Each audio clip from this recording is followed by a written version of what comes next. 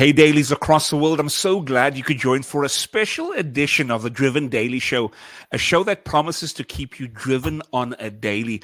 My name is Randall, and today's guest is special because this is my first guest that I'm having that is local in Halifax. Listen, this deserves...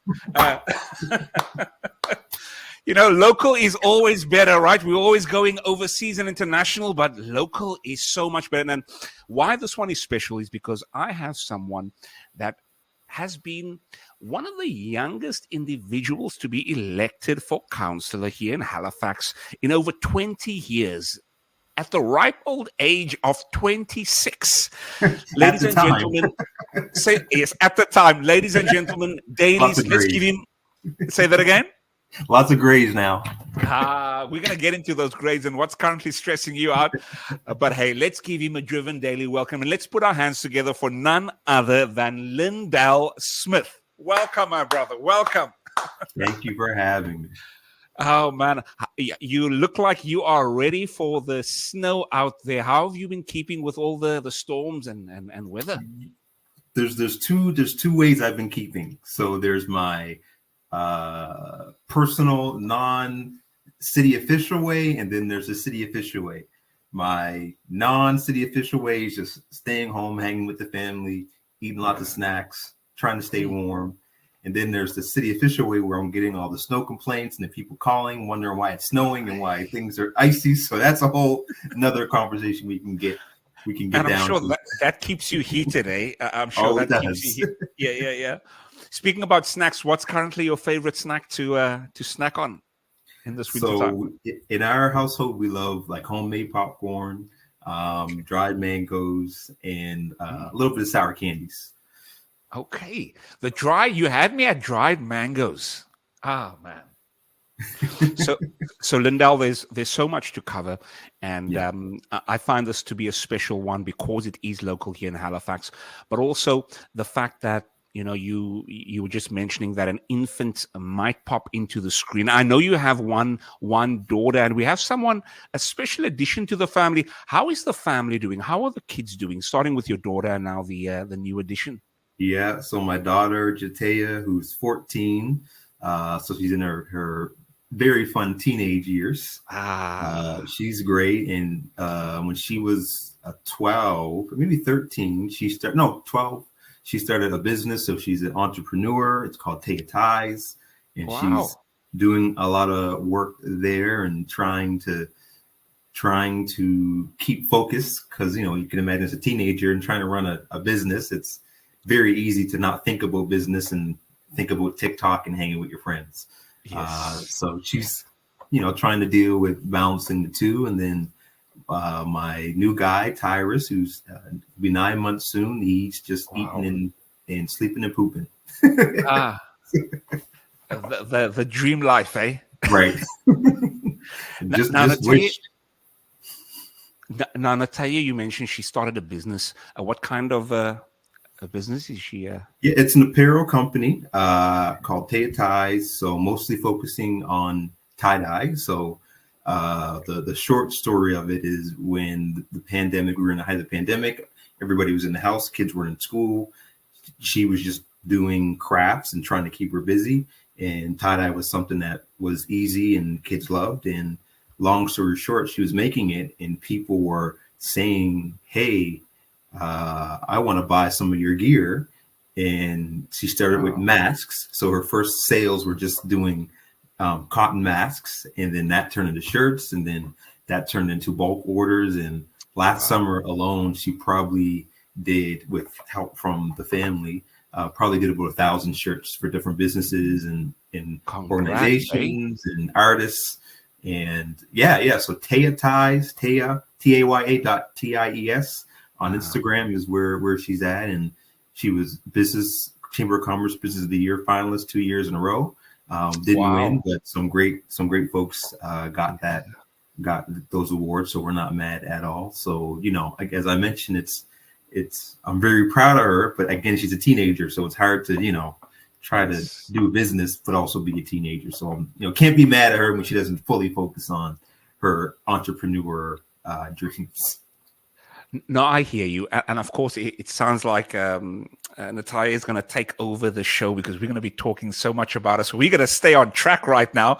But we wish her all of the best with Yes. what she's doing. You know, part of me wonders, where does she get that drive from? And as the show, of course, is called Driven Daily, it really sounds like it runs in the family, when it comes to spearheading your own initiative. Now, Lindell, there's so much things I want to ask you, and because of the show and allowing our viewers to really get a sense of what it takes and what it's like to be someone that is driven, I couldn't help but look at you and also listening to your content online, and you essentially saying that you are not someone that is for the spotlight. How does an introverted individual like you become a counselor, knowing that you are not someone that loves the spotlight? It's such an oxymoron, such a paradox. 100%. Yeah. Now, I guess just maybe to steer the questioning a bit deeper, was this always something that you wanted to do as a kid? You had envisioned being someone in this position? So yeah, starting there, not at all. So for folks who might not know the story of mine, I'll just really paraphrase it. So I grew up in Halifax, Nova Scotia. My family is from the Preston, so North Preston, East Preston, and there are two historically Black communities in Nova Scotia. East Preston and North Preston are very close together, but they're different communities, but they're still one in a sense. And but you know, that's why for us in the city, that is almost considered the country or rural, even though it's still in the city limits, but they're very small communities, you know, no sidewalks, no corner stores. So has that very country feel to it. And of course, they're Black communities, so that adds to the beauty and the charm of it. But I grew up in the city as well, in the North End of Halifax. So North End, when I was growing up, was a historically Black community. With folks, because it's the North End where I grew up is mostly housing, so public housing. So I grew up in public housing. So you know the dynamics of living in public housing, that is kind of the story of mine.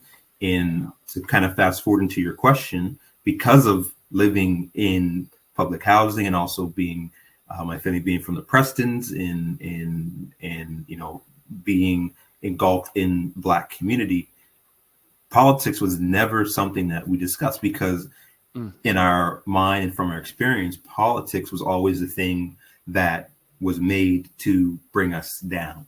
So, you know, that was the feeling in the sense of like, politicians are not there to help the Black people. They're there to make sure that we stay in our place and we continue to stay, you know, on that hamster wheel.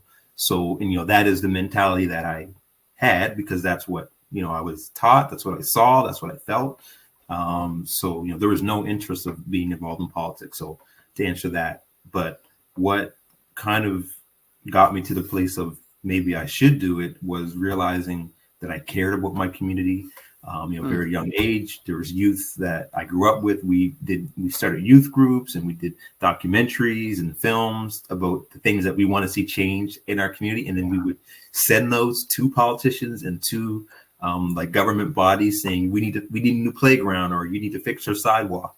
And I, you know, learned later on in life that was actually advocating for community in a way that a politician should do it. So, you know, it wasn't until I got elected when I realized like, oh, all those things I was doing as a young person actually prepared me to be in this crazy world of politics. But I had no interest whatsoever to be elected. Like it was never in my dream. It was never in my thought. But, you know, obviously somebody had a goal in mind for me and I just didn't realize it. Wow. I mean, it just shows that your destiny will always just make its way, irrespective of our ideas and our opinions, eh? Exactly. You know, I don't want to assume, but are you a man of faith? I know I saw you in one of the interviews with Rhonda Britton at the Baptist Church. You know, it just sounds, just the way you're speaking, it definitely sounds with youth groups and those type of things. It sounds like you're very much a man of faith. Am I, you know, I stand corrected. No, you're right, because again, just to kind of go back around how I grew up. So within the Preston's area, church was and is always the center of it. And and if you look in Black communities, especially in the States, in the South, and whatnot, like Baptist church was always something that was the center of community. And even communities like Africville, which is no longer existing. For those who might not be aware, Africville was a Black community that the city bulldozed and kicked the folks out of. And then they were dispersed into public housing across the city. But yeah, church was always something. I grew up in church. I grew up going. My mom has been in the church choir, St. Thomas Baptist Church, since I was, I don't know, 6 or 7.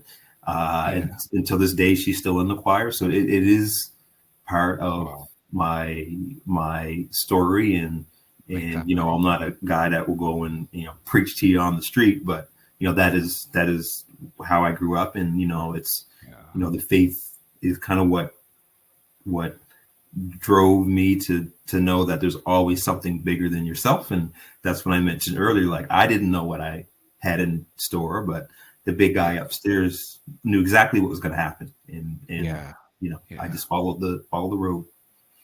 No, indeed. And we are so thankful that you did, and you were obedient to the call and the mission that was given to you. One thing I take out of what you just said there, Lindell, was that you cared. When I asked you the question, what made you decide to go in? A big thing that popped out was what you mentioned, you cared. And I wanted to ask you, with such a big heart, where did you learn how to care the way you do? Was it modeled to you? Who was in your life that really showed you what it's like to care for someone? So you'll find this interesting. So there's the family life and the family dynamics, and again, like, church always is one of those things that take care of others, respect your elders. That's part of it. But outside of church, when it's not Sunday or choir practice day for your parents, what happens outside of that. And what it was for me, again, growing up in the North End, Goddard Street, around the Uniacke Square area, it was what people were doing that I didn't want to do. And and it's funny. And it took me years to realize this. So I was around a lot of people who were doing things that most folks would consider would be bad, negative, illegal.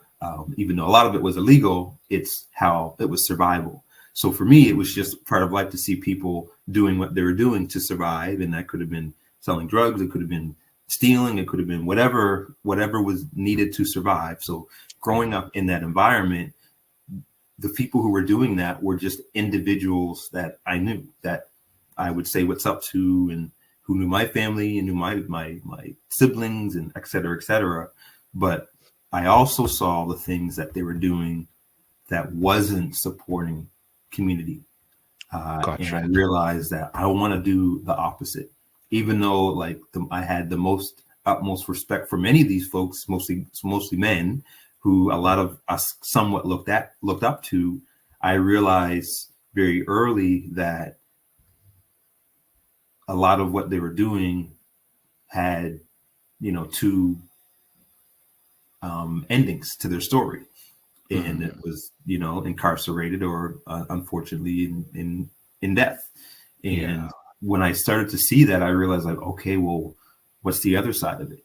And it was, again, very fortunate to grow up in a community where there were a lot of role models who were around to support young kids. But, I actually had this conversation with my buddies the other day. We also felt like they were around to preach to us, but we didn't really feel like we were getting all the skills needed to put that into action. Okay. And that's what kind of drove me to wanting to do better and wanting to support. Like, okay, you're telling me how to do these things, but teach me. So I would go to these elders and actually help me understand how to be a better community member, how to make sure that I'm taking care of my friends and family, et cetera. So that's really where it came from. It's just seeing the bad around and wanting to do something different. No, that makes sense. And you and I both know that it could have taken another turn where Oh, you know, 100%. yeah, where you could have chosen to do the opposite as opposed to caring. You could have chosen to retaliate and use your power for evil instead of good. Yeah. Now you've taken us now through how you've got there. You know what's always on my mind, Lindell, is I wonder how it is to run for office. Is it stressful? Is it a walk in the park? Do you have assistants just doing the job for you? Or is your hair turning gray every second of the day? Share with us what is it like, a day in the life? Yeah, there's a lot there. So I'm gonna before I do that, I am gonna give you my philosophy, which is gonna help guide this my answer to that question. Okay. So anytime I say this, people don't believe me at all. But this is my philosophy, and when I go to schools, I actually was at a school today speaking to youth about what my role and my story and importance of African Heritage Month.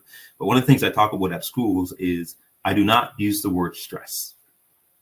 And people are like, oh, they're like, oh, okay, sure. You don't use the word stress. Yes. Okay, yeah. Whatever.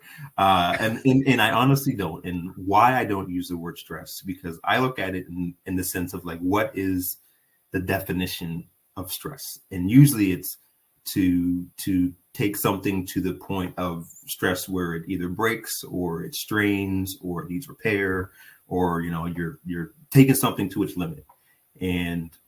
But a lot of times when that stress is on a thing, an item, there is a way to relieve it. You just need to know how.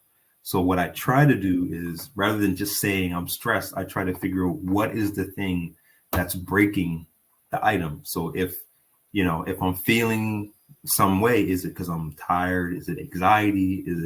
Is it I'm angry? Is it frustration? Like, what is the thing that's causing that feeling of stress? And then once I realize that, I can slowly try to figure out how to relieve it. And then, now I am no longer stressed. So I don't use it with the purpose of trying to figure out what is actually causing that feeling of whatever it might be. So that's why I don't use it. Wonderful. It almost sounds like, Lindell, and this is just giving us it's just giving us an idea on, hey, if something's stressing you out, it's actually just a signal that you need to redirect your focus instead of worrying about the stress. What you are saying, redirect your focus to what's causing this. And that's such a good reminder. Such a good reminder. Because it's so easy for us to just say stress, and I get it, and it's simple because it explains so much things so easy with one word. But you're also, and again, this is my philosophy, you're also not trying to figure out what is causing the root. So that's my feeling. But okay, so you've laid the foundation. We are warmed up now. We are fertilized. Yeah, you're warmed up. The soil is ready. Yeah. So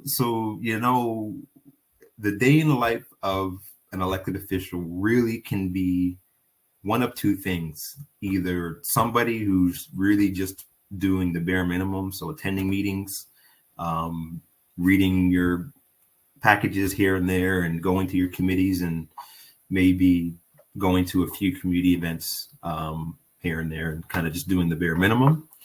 But for me, my way of doing things is like, I as much as I can go to community events, and sometimes community events that are not like large ones, like smaller little things here and there that are just very, supportive, but also, you just get to interact with people in a more personable way. So there's always events. Like I mentioned today, I was at a school speaking at an assembly. But then there's for me, my committee meetings. So I have a ton of committees that I sit on. I also am in a city councillor, so municipal councillor. So we have council every week, and we're also in budget season. So we sit 2 times a week. So 3 times a week, we're in council, budget, and then budget, which is usually all day. And then in between that, there's emails and phone calls, and it's interviews like these. Yeah. just a lot of things but what I have done, just to kind of go back to our conversation about the stress, what I've done mostly at the heat of the pandemic, I really took a step back in social media. And some people come to me and complain about it because I was very present. Then I like really took almost like a cold turkey, because what was happening was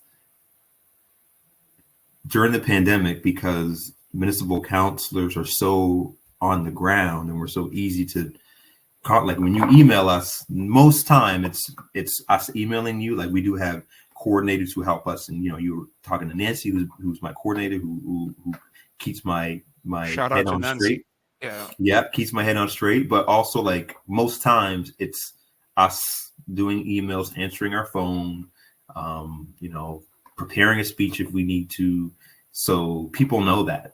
So we were the target and the punching bags for everything and anything, because everyone was so frustrated. And I just realized that, again, trying to figure out that root cause, that social media was actually really affecting my mental health. And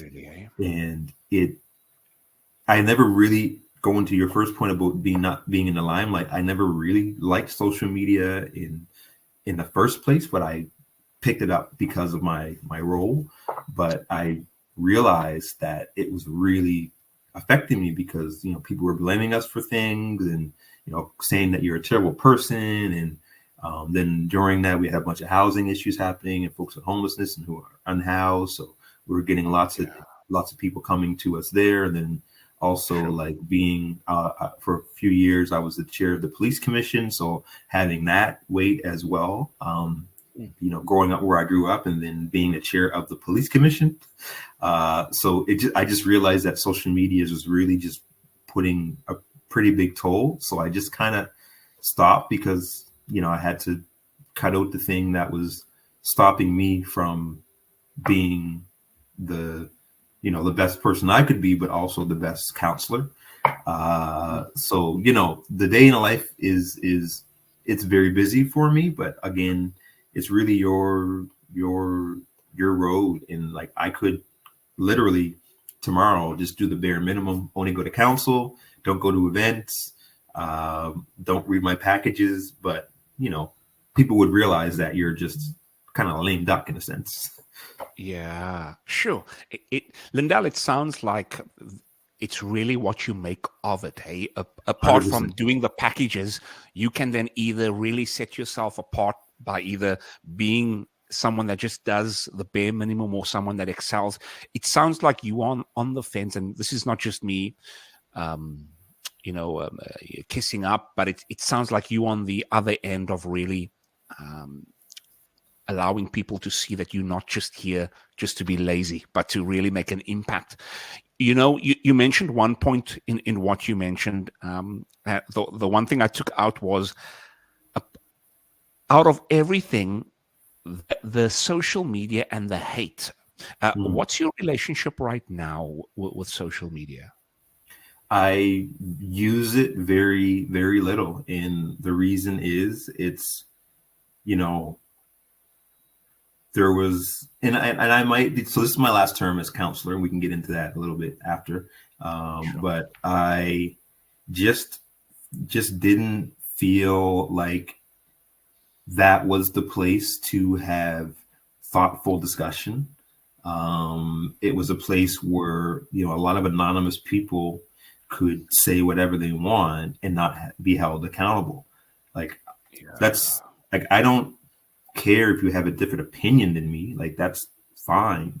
But if you're gonna have a different opinion and use the most disrespectful language, well, defend it.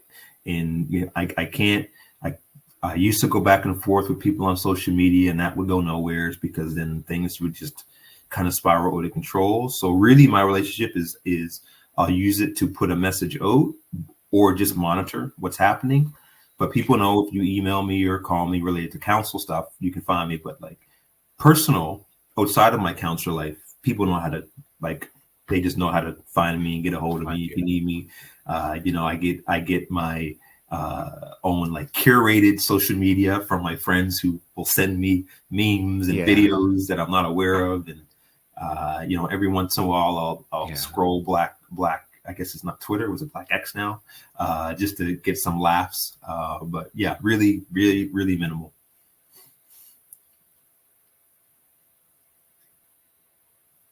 No, I hear you. I think we are cutting in and out a little. I just want to check. Are you able to hear me right? Yeah, I can hear you. Let me just make sure. Okay, I can hear you fine. Awesome. I think we're back on track. For those that are still with us right now, we want to take the time out to thank you for giving us your heartbeat, spending the time with myself and Lindell. We've got about just under a half an hour left. The time is flying and we've still got so much to ask. Lindell, the Halifax is watching right now. And just for those that are not in Halifax, could you describe the people of Halifax? If someone wants to come and visit, what can they expect? Wow, that's a big one. So, there's the Halifax from a local perspective, which I'll give you that. So if you're somebody who's like, hey, tell me what Halifax is from a local perspective, it's and I'll use just my area just so I can be specific. So again, the north end of Halifax, which is kind of like where, without using street names, there's the two bridges that divide Halifax and Dartmouth. So the north end is kind of like between those bridges and a little bit further going down towards downtown Halifax. So it's a place of like big city feel, but small city mind. Like, you go downtown, you got the big buildings, you got the hustle bustle, you got a lot of folks from all over, like newcomers all over the world, and the university feel. But you also get this feeling of like everyone knows each other. Like, for example, for Black people who grew up here, if you see a Black person on the street, you give them a nod or you give them what's up. And a lot of people who are not from here, a lot of Black people who are not from there, like, what? Did I meet that person before? And it's just something that we do, like to acknowledge your presence. It's like if you're a Black man and or a Black woman, you say hello, you say what's up, you give a nod, and it's just something that we do.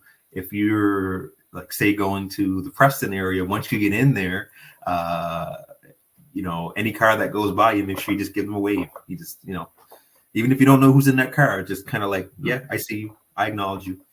But yeah, it's just a city. Okay. A city that is it has a very homegrown feeling, but also that's sometimes the detriment of us is we still do think of us in a small sense, because when you're thinking small city way, you kind of get stuck in small city ways. And even though we're growing exponentially, there are still some things like who where you're from, who's your mother, what street you grew up on. And, sometimes those things can kind of make things a little difficult, especially if someone who's a newcomer who wants to get out in the community, people kind of grill you like, integrate. All right, what you about? No, I hear you. I hear you. So that's the people aspect. And thanks for giving us that perspective. I've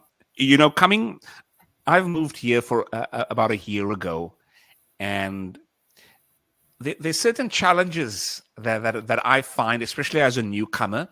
But I think the more I integrate myself, the more those challenges really become less and less. Specifically, Lindell, the food. I'm a big foodie. Oh, okay. I guess and from South Africa, of course, we like our spice, we like our sauce. And I was just at one of the cafes, one of the restaurants about 3 weeks ago, Mary's here downtown, because I live downtown and I work in the North End with the Navy. And going to Mary's just really, shout out to Mary's. They really just quenched my hunger there. Yeah. No, awesome. Now, I wanted to ask, because you just touched on this very briefly. Back in South Africa, in 1994, apartheid dissolved, where there was no longer the segregation of where whites on one side and blacks on one side. Everyone really came together, and we're really grateful for that. And as the years progress from 1994, it's becoming less and less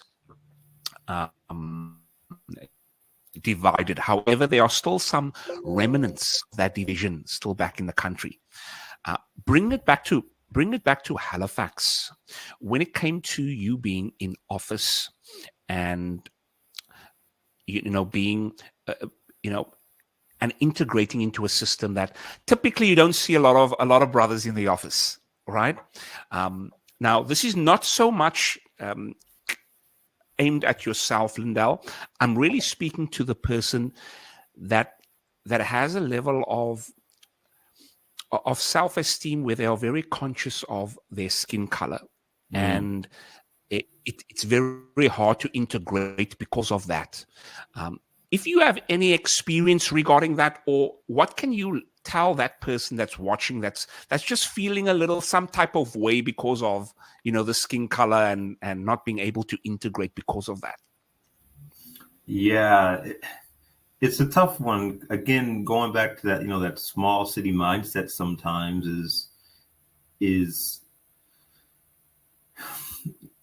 one of the things that I encourage, especially folks who are newcomers to Canada, but like more specifically those who consider themselves within like the Black diaspora of us as Black people. It's, you really have to make an effort, sadly, to be part of what's happening here, because there is this like close-knit aspect, but also these silos. It really takes a lot of effort to kind of get past it. And, the Black community is very welcoming, but on the surface, it's like, oh, you know what? Great. Thank you for showing up and maybe, being part of community groups or going to community events or whatever it might be. But you never really kind of get inside unless you prove to people that you're actually committed in a thoughtful way, which it makes sense, because if you just think about us as a Black people, and you mentioned apartheid, like there's been so much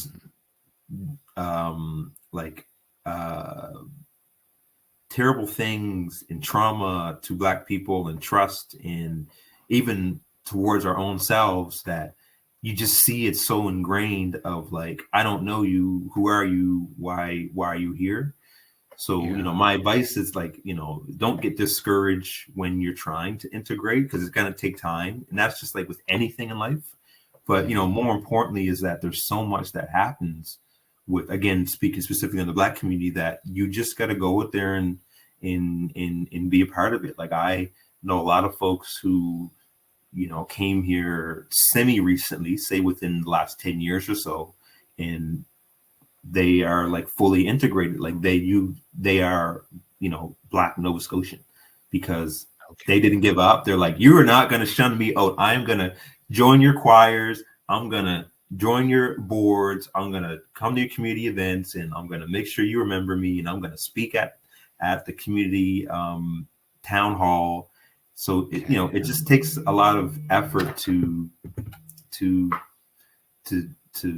it. And I just tell folks, don't get discouraged if you feel that you're the outsider, because it's just a part of that I guess wall that Black people have built up over centuries and generations because of all the traumatic things that have happened to us for centuries. No, I hear you, and clearly you in demand over there, and it's expected. It's expected. Yeah, I'm gonna move that over there. Yeah. No. Thanks so much for that. It's really encouraging to hear that. Irrespective of how you're feeling, just don't give up, and especially don't keep yourself isolated, because I think that's the quickest way to fall into a depression and have the mental health issues then come from there. Now, for those that are still watching, we really appreciate your time that you spent with myself and Lindell. We've got about just under 20 minutes, actually 15 minutes left. Now, Lindell, with the show, we really want to assure that when someone's watching right now, they really get a sense of, they can continue the mission that they've set for themselves. They can continue the vision that they have for their lives. Many a times we stop because of the fact that we are facing a challenging moment at this moment. Lindell, when you think back, whether it's present or in the past, was there ever a moment where you kind of questioned whether or not you were able to make it? And if you could take us back to that moment and perhaps how you've transitioned out.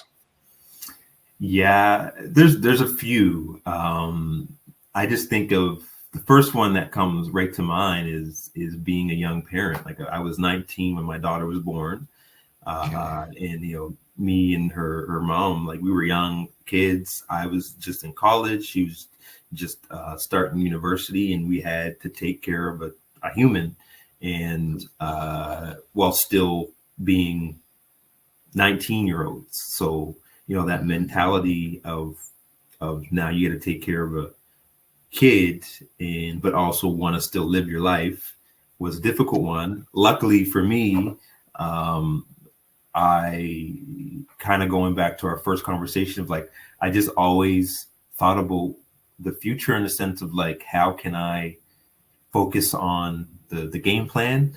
So really, when I knew that my daughter was coming, I kind of just said, all right, well, bye-bye 19-year-old life. It's time to, live like an old man and make sure that she got what she needs. So, kind of put that to a side, which is difficult for a lot of folks, because you want to live your life, you want to have fun, you want to be a young person. But a lot of times during my daughter's young years, like, we struggled. Like, we were again young, pretty much kids, trying to take care of a baby. So those things that we went through there, and it was tough, but we made it through. I really appreciate my daughter's mom and my daughter. She's an amazing young lady, and as mentioned, she's a young entrepreneur, but she also is just a beautiful human that a lot of people, even when she was a baby, like, her daycare just loved her because she always was a joy. Right. So that makes me feel good that even though we struggled as young parents, we did okay. But yeah, during that period, that's one that really reminds me of, like, a lot of struggles and times I felt like that I was just not gonna make it out of it. But there's one story that I tell sometimes when folks ask me, like, what kept me from going down the road of like, just quitting, the road of negativity, because again, grew up in housing, and there's a lot of fast money, a lot of things that I could have done that got me in some real trouble, but I avoided it somehow.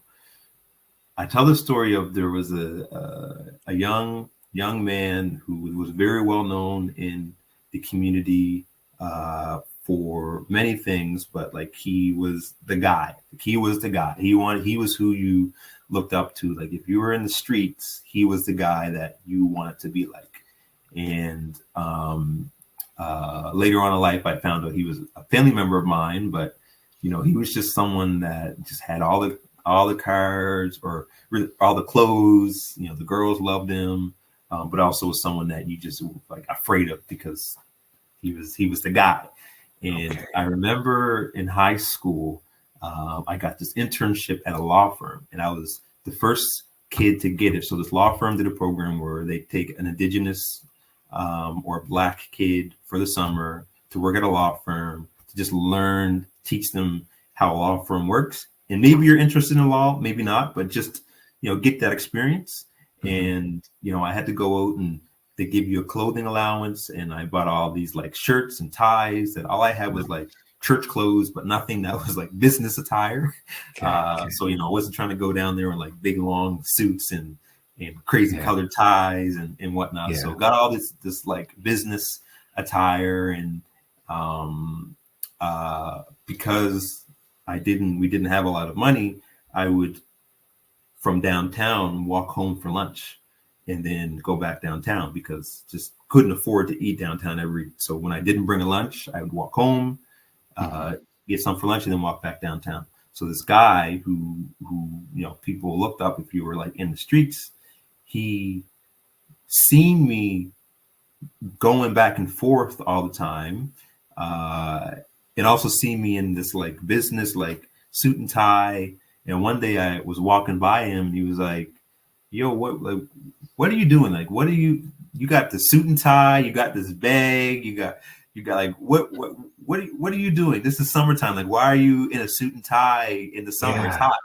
And I told him, well, I'm, in this program at a law firm and blah, blah, blah. And he looked at me and says, so why you come back up the street? I said, well, I can't afford to eat downtown. And if I forget my lunch, I have to just come home and eat and then run back down there. And he went into his pocket, put out a big wad of cash and gave me like a nice little bit of money and said, listen, stay downtown as long as you like make this work for the next week or so, and just stay downtown. Don't come back up here. Like there's too many people who are going to try to throw you off what you're trying to do. Like just, focus on you, focus on what you're doing downtown, and like just stay away. And that's when I really learned that you impact people silently.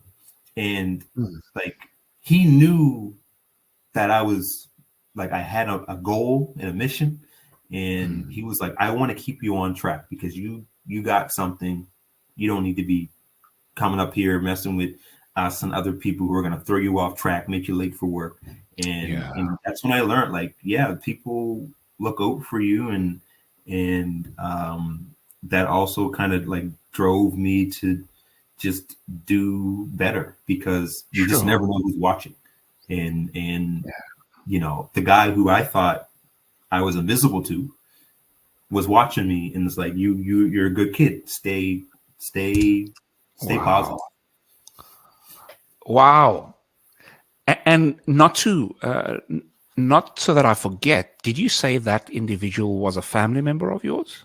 Well, later on realized he was, and sadly he was murdered. I don't know how many years ago now, maybe like 15 years ago or so. Like, again, that story of there's only two ways when you're living the life in the streets is you either, leave in prison, end up in a jail cell, or you end up dead. And he was one of those guys who people looked up to, and sadly with his life was taken at a very young age and left some kids behind and some family and community who really cared about him. So I tell that story because it impacted me, but also to tell young people that you just never know who's watching you. You never know who you're impacting. Even when you think you're not doing anything, somebody could be watching you and in wanting to make sure that either you succeed or that they succeed somehow. Yeah. It's so true, Lindell. I want to thank you for sharing that story. What a powerful story with a lot of twists and turns. It sounds like it should be on Netflix right now, but it's so powerful, Lindell. The fact that you are saying that, don't give up because you think nobody's watching, but you may be inspiring, the next person that may just change your life. Yeah. And that's just encouraging for me, Lindell. And for many entrepreneurs that is on the grind, hustling, having their heads down and wondering, am I making an impact? But you are saying, hang in there, brother, hang in there, sister. You never know who you are inspiring. What a inspiring story right there. I'm hoping to really make a movie of the story you made there. So you might just watch back. I'm going to send it to you, and we're gonna put it together for social media for sure. Oh, one sec. I'm still here. Indeed. Do we have little Tyrus, Okay. 9 months old? Or is that Nataya? I told you that an infant would show up at some point. Hello! Congratulations, the first time on air right now. And is this Tyrus? Yeah, this is little Tyrus, and he's just going to bed, so he came to say goodnight to his pops. Good night, Tyrus. And if you watch this back when you are older, know that we have been keeping you in prayer, and know that you're going to do great things, Tyrus. Indeed. Goodbye, Tyrus. Good night.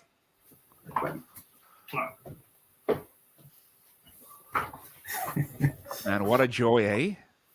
Yes. You know, when you were telling me the story of when I asked you the question, you know, what kept you driven in those low moments, and when you shared with me the story of when you had Nataya at an early age, and you know it was really tough. You mentioned one thing, and that thing you mentioned was, you know, the way she grew up. It almost sounds as if how she grew up really inspired you also to keep on going. You know? So it's also, so I mentioned that I speak to schools and youth. Like that also just drives me for two reasons. One is like in adults, I find it so cliche, like as an adult now, as like I can't consider myself a young person, but you know, adults always say that young people are the future, but don't really give them the tools or the room to actually be the future. We say you're the future, but then we gatekeep the future from you. So you can have that little pile, but you can't take my pile because I still want to make sure that it's done right. Where for me, what really drives me and keeps me going is speaking to these young people, learning what's going on. They keep me on my toes. They tell me what's good, what's bad, but also you see the drive, and then you just give them the key. Like, all right, you want to do this thing? Yeah. Here, do it.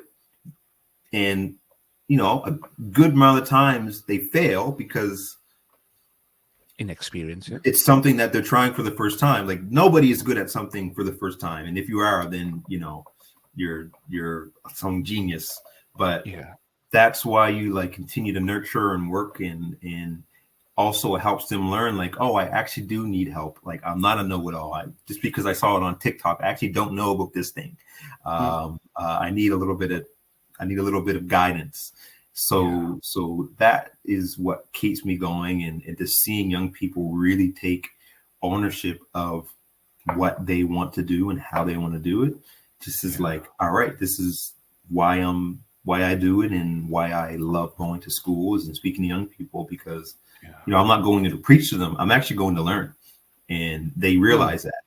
And that's where you just, you know, find that common ground. Like, I'm going to teach you something. You're going to teach me something. And it clearly sounds like that's one of the winning formulas why you've won. Is it true you won on a landslide? Yeah. Man. What was that feeling like when you got the results? It was surreal.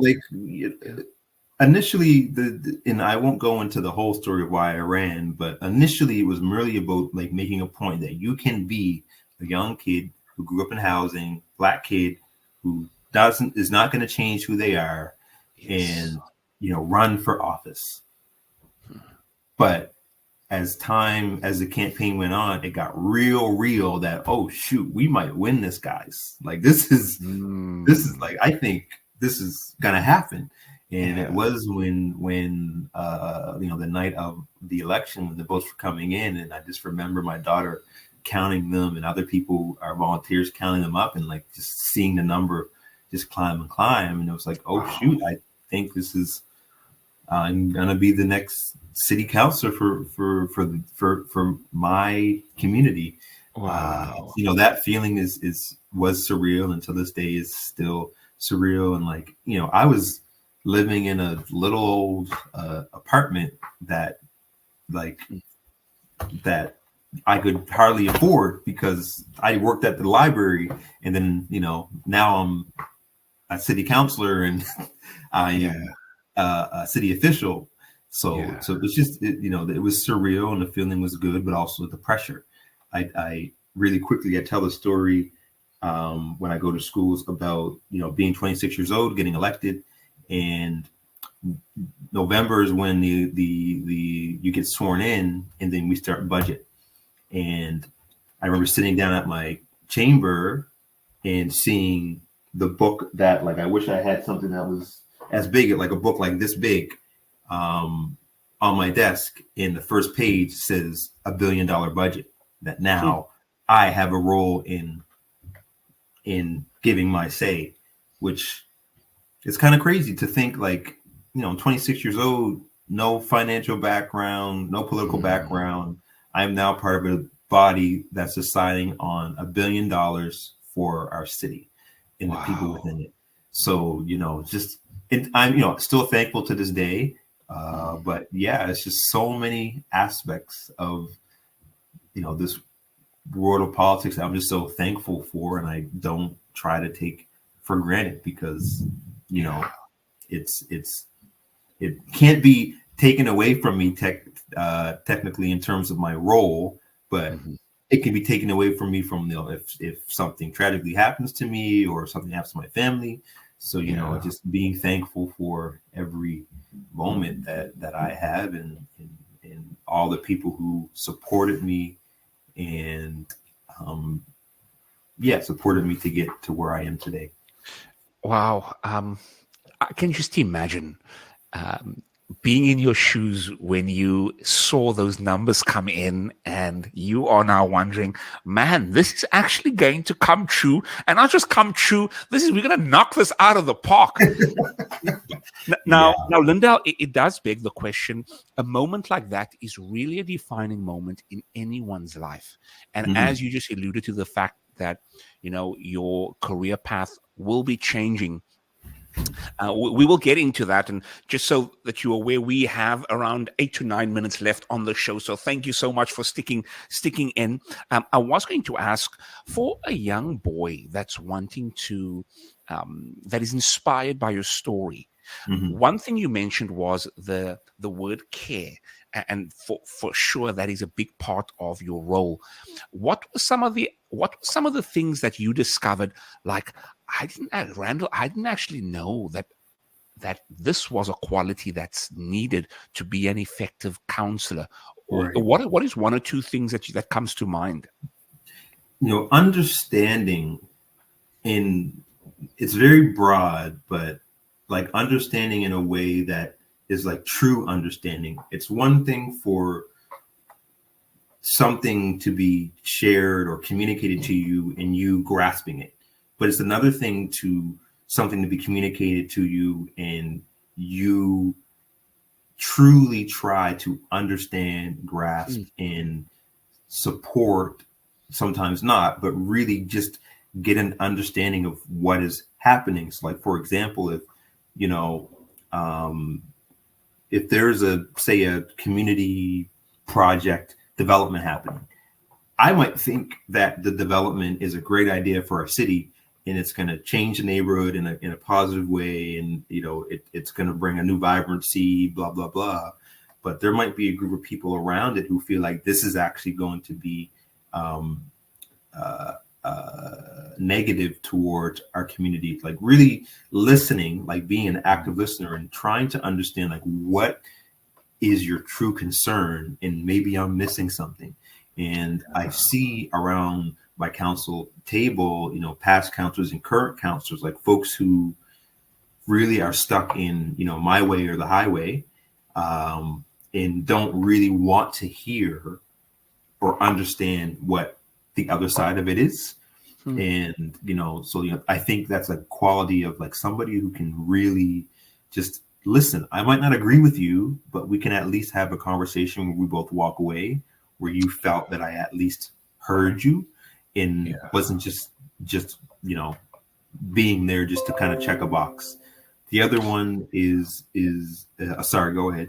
Oh no, I'm just gonna acknowledge that point. It really sounds like there's a level of selflessness, in a sense of, if you really listen, it really means that you putting your agenda aside and you really wanting to know, hey, it's not about me now.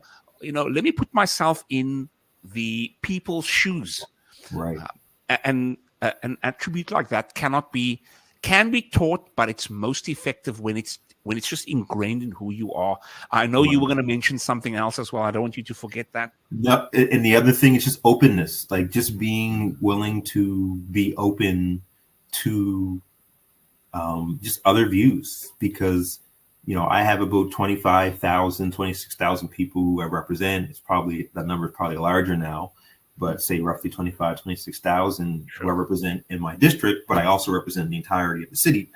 And obviously everyone in my district don't have the same views, don't have the same morals, don't have the same history, story, and experiences, but just, being open to hear and understand what that is really allows me to, I feel, be a better person, because when you kind of open your mind to other views, you learn. And again, you don't have to agree with it. Like, we don't have to agree, but if we can have a respectful dialogue and I can understand your view, it just opens your world. Like I think about, this is to kind of go off a little bit, but I just think about, like, I didn't get to travel as a young person. Like, I didn't know what outside of Nova Scotia looked like. I went to New York in high school, like on a school trip, but I never really traveled for leisure because we just didn't have the means to do that. But, I just imagine, like, what if I had that opportunity as a kid to see places like Africa, to go to the UK? Like, literally last year was the first time I went across the pond and got to visit Paris and London. And awesome. That took that long to do that. But I just think, like, this world is so big to only care about your little bubble. Like, it's just an amazing place that we live in.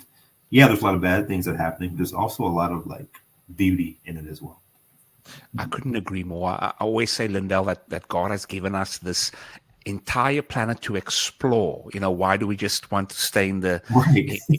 And of course, there are financial issues that sometimes creep up, but just having that mindset alone is the first step to be able to work your way towards, getting out. So if there's any young counselors out there that is aspiring to be, make sure you have these two qualities: being open and being a good listener. So eat your veggies. Yeah. Eat your veggies. So Lindell, now we coming to the part now. We've got 4 more minutes left. Yeah. I'm speaking under correction. When you say you're no longer running, is it a case of where you're no longer going to be in the political space, or what's the next version of Lindell? Yeah, so no longer running. So I said from the beginning I would do 2 terms, which is 8 years. Okay. And what put it in perspective for me a few years ago is when my daughter said, "You've been a politician half my life." She's 14 now, and I'll be, by the time I'm done, it'll be 8 years. So it's pretty much half her life that I've been elected. So I was kind of like, okay, maybe it's time to kind of move on and do something. Fortunately, I started so young, I can kind of fumble about, in the sense of try different things before it gets a little bit more difficult as you get older, to start fumbling around and try to find yourself. So for me, Lindell, not to interrupt your thought, I just wanted to ask you, what went through your mind when that was raised? It went through, I don't want my daughter to only remember me as a politician. And again, when half of her life I've been that, it's hard for her to forget it. But I also, want her to see that you don't have to stick to one thing. And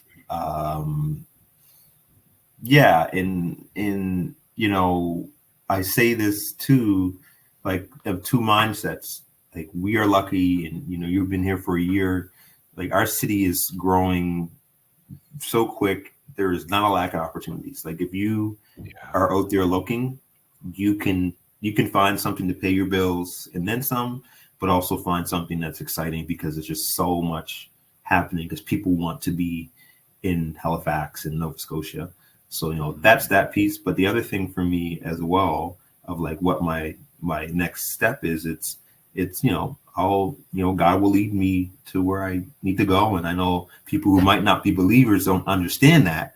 But for me, it's like I'm here because I was led here. I had no intention to be elected. And I have the confidence that whatever happens next, it will be something that has been set up for me already.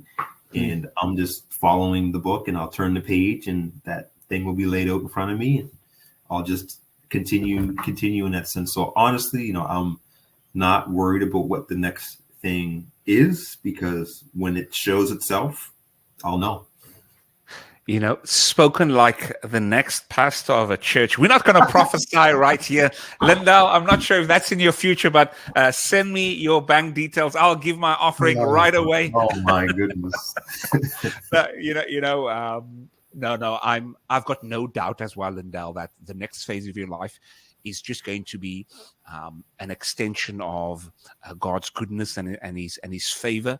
He's already given you so much in terms of his favor when it comes to just winning on a landslide. And it didn't seem like this was something that was a big stress on you. I need to win this. I need to do this. It sounded like it was just a natural progression in terms of your journey. Now, we are going to end off very shortly. Lindell, Halifax is watching right now. People of South Africa is watching. For the person in Halifax that's watching right now and is feeling overwhelmed because of, number one, the cost of living being very high. You and I know rent and groceries are always climbing. Rent is just increasing, increased this $35 now, on the next cycle. For someone that's feeling like this year is just going to be a repeat of last year, what's one thing that you'd share with them and speak to their spirit? Yeah, that's a tough one. When I do talk to people about this, is really like you need one of the best things you can do is communicate it to people that you care about, if you have them. Not everybody has that, but if there's someone in your life, like, communicate it not in a way of like complaining, like, oh, I hate how much my bills are. I hate, like, communicate it like, I feel that things are getting tough, because you just never know when somebody might be able to support you. And like, I've helped people get countless jobs and opportunities and help figure out situations. And, that's things that I do, not because I want recognition of it. It's because, like, someone made the effort to communicate something that's really, causing some hardship. And it would be personally wrong for me not to at least try to help. If listening is all they need, great. But if they actually are coming for help, so I tell people, like, just communicate it. If there are people who in your life who might have, a little bit more or more clout, I could say, to maybe help in that situation, do that. But it's tough. It's tough for everyone, and there's no like easy way to kind of ease it, because I think we're seeing for the first time for us where it's at all levels. Like, obviously there's the ultra rich and the people who don't worry about anything, but seeing it at so many levels where people who used to not have to think about which jar of peanut butter they were grabbing, now thinking about it, and they're now being put in a place where things are difficult. So it's a lot of people are feeling it, and not many people are immune to it, but communicating it and asking for help is not a bad thing. Indeed. Thank you so much. I felt that, and I'm sure the dailies that's watching right now, we felt that. Stay encouraged. Lindell, it was a joy chopping it up with you, chatting with you. It was an honor chatting with one of the youngest officially elected officials at 26. Man, I can just only imagine what the next phase of your journey is going to look like. Lindell, it was a joy. You've inspired me. You are an inspiration. And if there's anything that I can do on my end to really add to the vision that God has given you for your next stage and your next phase, don't feel free to let me know. Otherwise, how are you feeling, Lindell? I'm feeling good. And since you said you're a foodie, I will take you to one of my favorite spots downtown for some food. So I won't give it away. I'm thinking, I wonder where is this place? And I know just one criteria, Lindell, is that there needs to be some sort of spice. Trust me, I got you. If you haven't been to this place, it will become your number one spot. So we will get together and I will show you some hidden gems. Lindell, I feel a little disappointed because being here 1 year and only after 1 year I'm experiencing finally food that's gonna it's bittersweet. It's disappointed but excited at the same time. But no, otherwise, Lindell, it's been a pleasure. And for those that are here, we thank you again. Listen, as we normally say, we are not here just to survive. We are here to thrive. And until next time.